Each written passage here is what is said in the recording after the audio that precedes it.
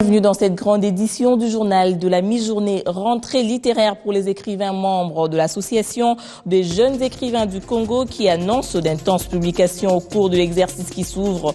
La littérature congolaise a à se renouveler avec des jeunes acteurs.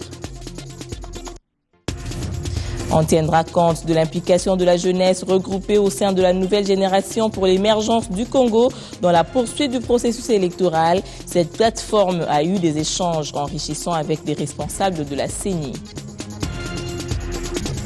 L'acquisition d'un logiciel place la gestion de la territoriale dans la modernité. Le ministère de l'Intérieur, Sécurité, Décentralisation et Affaires coutumières est doté de cet outil qui servira à canaliser les informations des entités territoriales décentralisées.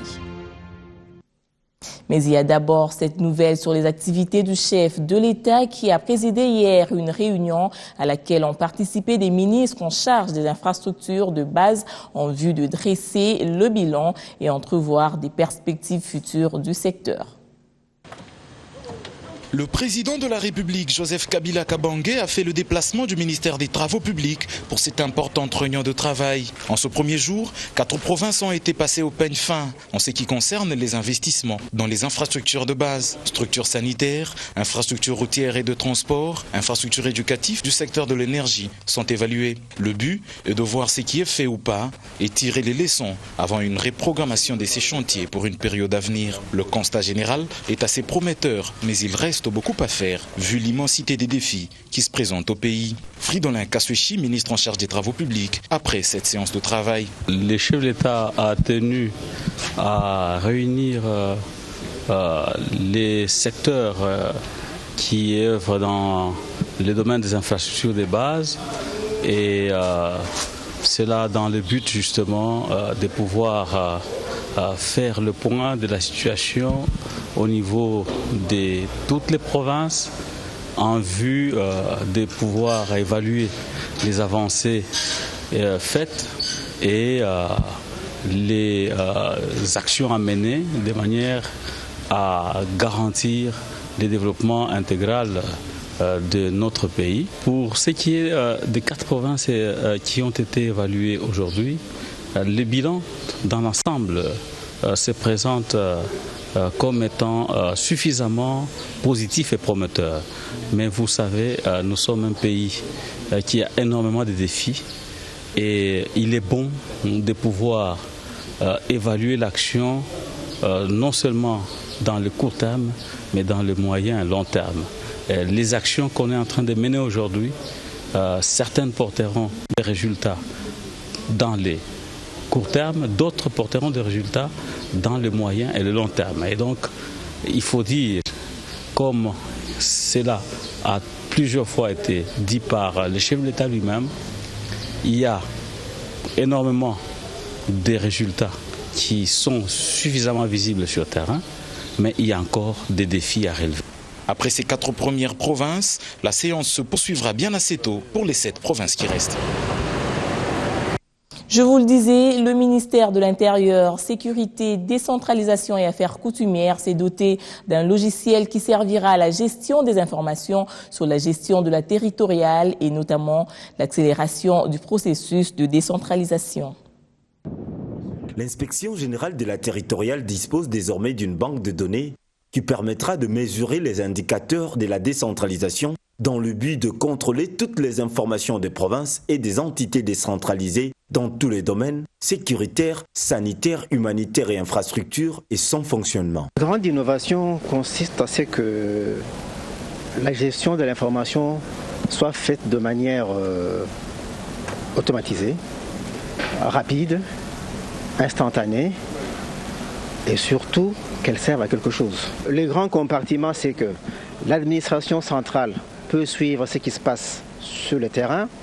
Le terrain informe de manière automatique l'administration centrale. C'est une banque de données qui va contenir les informations qui permettront de mesurer les indicateurs de la décentralisation. Qu'on sache exactement qu'est-ce qui a été fait dans telle entité décentralisée depuis que les lois sont appliquées. Qu'est-ce qu'on a fait? Est-ce qu'ils ont construit les écoles? Est-ce qu'on a construit les hôpitaux? Il faut qu'on puisse instantanément savoir qui a fait quoi de l'argent qu'on lui a donné dans le cadre de la décentralisation. Ce logiciel constitue un outil qui va booster le travail des inspecteurs sur terrain pour le développement à la base, une innovation dans la gestion de l'information. Nous avons donné le pouvoir aux...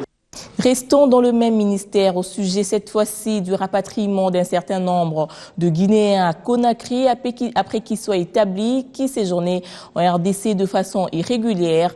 Des précautions ont été prises par la Direction générale des migrations pour que les départs de ces sujets se déroulent dans de bonnes conditions.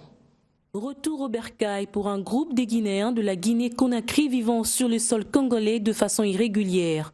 C'est par l'aéroport international de Ndjili que ces étrangers ont regagné leur pays dans la nuit du jeudi à vendredi. Venus en clandestinité en RDC, ils repartent dignement car la Direction générale de la migration, fidèle à ses habitudes, a respecté les conditions d'expulsion en tenant compte des aspects humanitaires.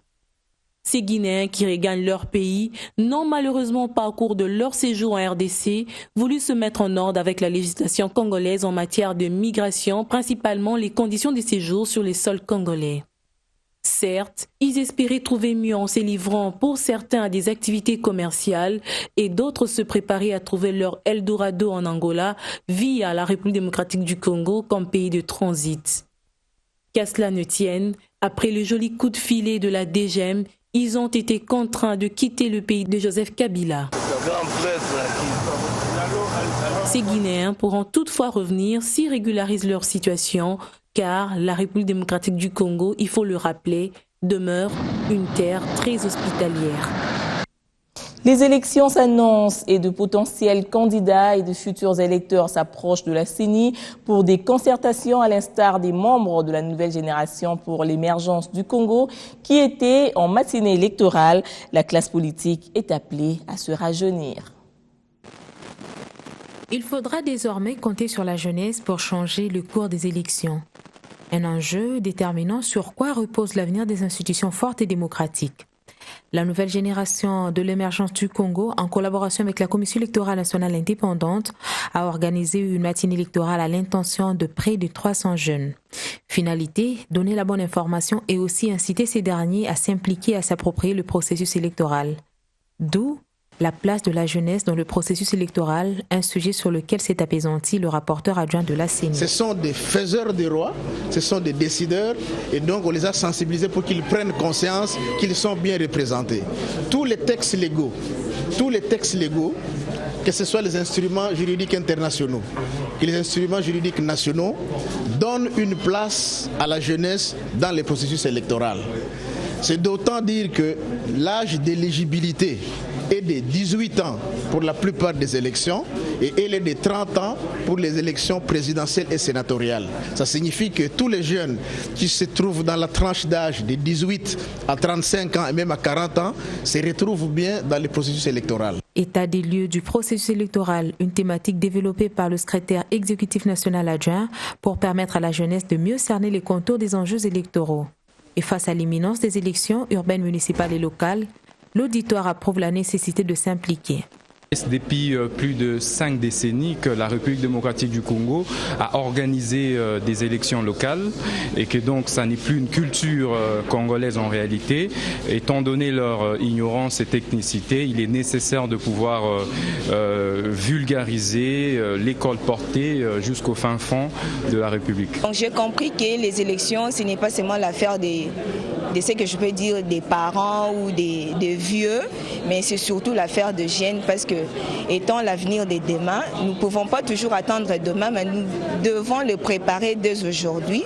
Les jeunes votent plus, les jeunes s'impliquent malgré qu'ils sont trop manipulés et aussi du côté de dépôt des candidatures. Les jeunes doivent bouger les vieux, ceux qui sont déjà en place. Les jeunes doivent essayer de s'imposer. Vecteur du futur changement, la jeunesse constitue une base électorale capable de changer la donne. En 2006, pour illustration, elle a représenté 56% du fichier électoral et 62% en 2011. Comme pour dire, une force à ne pas négliger pour l'émergence du pays. D'autres jeunes qui étaient hier également au centre de l'actualité sont de nouveaux infirmiers fraîchement sortis des institutions d'enseignement qui ont prêté serment avant leur entrée en service. À l'instar des médecins qui prêtent le serment d'Hippocrate au début de leur carrière, les infirmiers sont aussi soumis à cet exercice de prestation de serment. Ce samedi, ceux de différentes institutions des sciences infirmières de la capitale étaient conviés à poser cet acte devant Dieu, les membres de leur famille et même devant les aînés de la Corporation des infirmiers du Congo. Le serment d'infirmier est une promesse que doivent prendre les blouses blanches tout en s'engageant de bien exercer leurs tâches avec honneur et dignité en respectant l'éthique et la déontologie de la profession. En tant que les infirmiers du Congo, nous sommes obligés de prêter serment parce que ça représente vraiment une grandeur de notre profession. J'ai terminé l'étude, je suis graduat.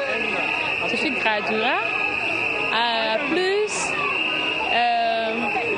suis infirmière à Croix-Rouge. Au-delà de la journée festive, l'Association nationale des infirmiers du Congo plaide toujours pour l'ordre des infirmiers afin de bien encadrer ses nouveaux membres. Ce n'est pas une collation de grades académiques, ça n'a rien à faire avec la fin d'une année académique.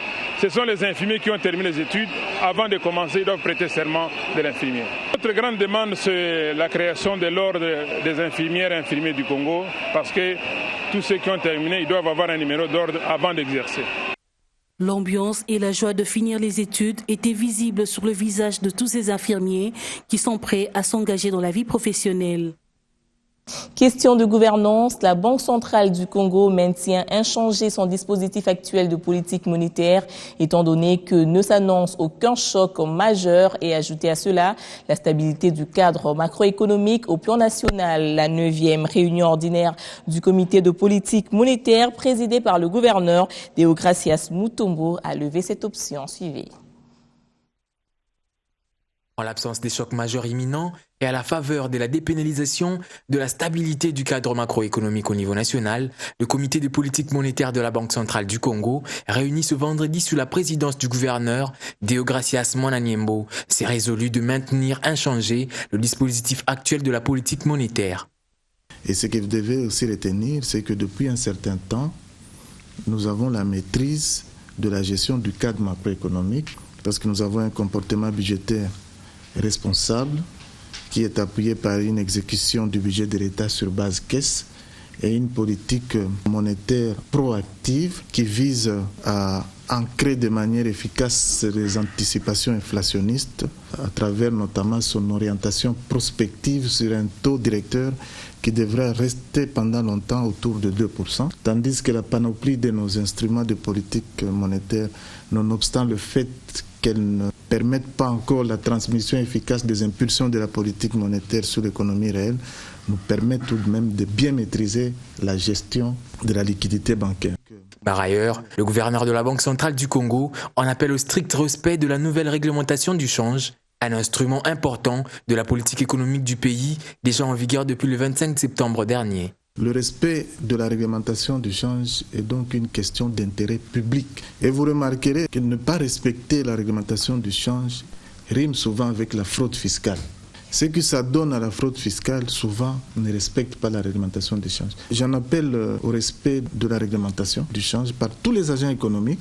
Et je rappelle aussi que le non-respect expose les contrevenants aux pénalités, voire aux poursuites judiciaires. Autre point soulevé était celui relatif aux missions de coopération technique du FMI dans son département des marchés monétaires et des capitaux des celles de la Banque nationale de Belgique, des missions d'assistance technique en rapport avec des enjeux de la modernisation de la Banque centrale du Congo dans le contexte actuel de la politique de la dédollarisation de l'économie et de l'implémentation d'un système de paiement moderne dont la pièce maîtresse est le système de réglementation brute en temps réel.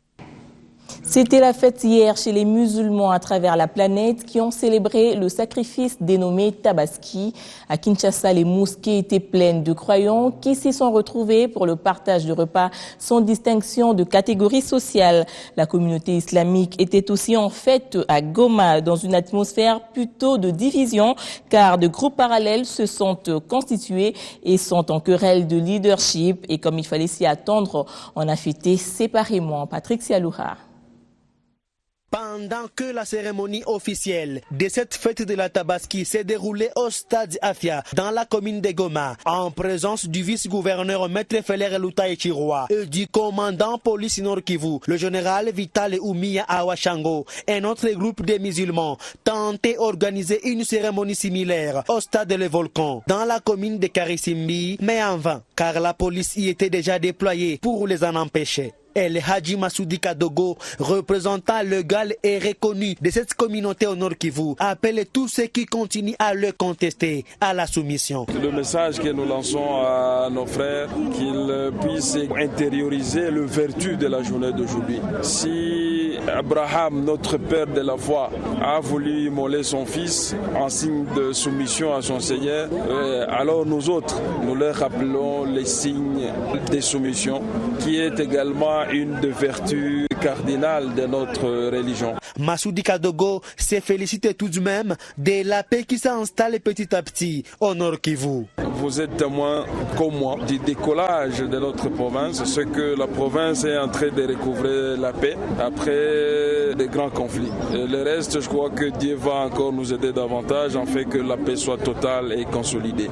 Ces musulmans qui soutiennent la paix et le développement au Nord Kivu ont profité de la présence du vice-gouverneur pour lui soumettre leurs revendications. Des revendications prises en considération par le vice-gouverneur, Maître Feller Lutaï Chiroua. Ils ont soulevé quelques problèmes, parmi lesquels la mise en disponibilité des cimetières. Et nous leur avons promis que lors des plans d'aménagement de nos communes et de nos villes, et surtout pour les nouvelles communes et les nouvelles villes, quand on va prévoir des cimetières, on va tenir compte de cette demande.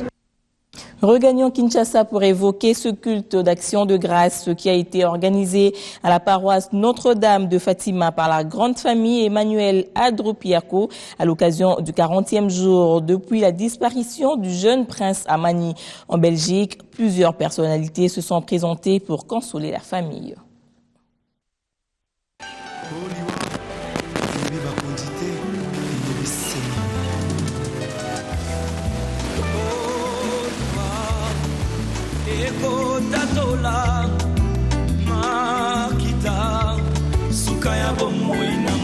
Sport, football, Daring Club Motema Pembe a réussi son entrée face au Sporting Club Rojolu après s'être imposé hier à la Ligue nationale de football du stade Père Raphaël de la Queutule par le score de 3-1. Toujours à la Linafoot, Charkans a gagné par forfait contre le tout capable Elima de Matadi.